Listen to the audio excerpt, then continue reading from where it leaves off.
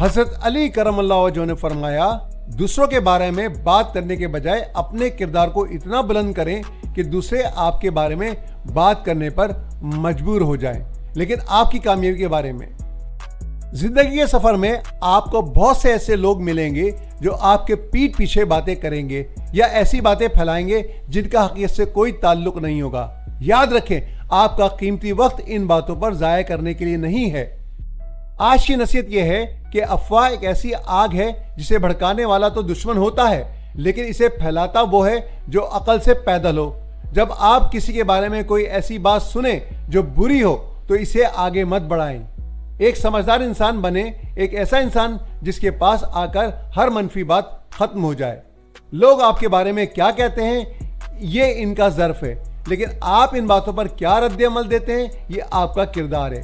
اگر آپ ہر بھونکنے والے پر پتھر ماریں گے تو آپ اپنی منزل تک کبھی نہیں پہنچ پائیں گے۔ آپ کا کام صرف اپنی محنت پر توجہ دینا ہے اور اپنی خوابوں کو حقیقت بنانا ہے۔ حاسدوں کو جلنے دیں، بے وقوفوں کو باتیں کرنے دیں، آپ صرف اپنی کامیابی سے انہیں جواب دیں۔ جب آپ کامیاب ہوں گے تو یہی افواہیں تعریفوں میں بدل جائیں گی۔ خود پر یقین رکھیں اور اپنی زبان اور کانوں کو صرف مثبت باتوں کے لیے استعمال کریں۔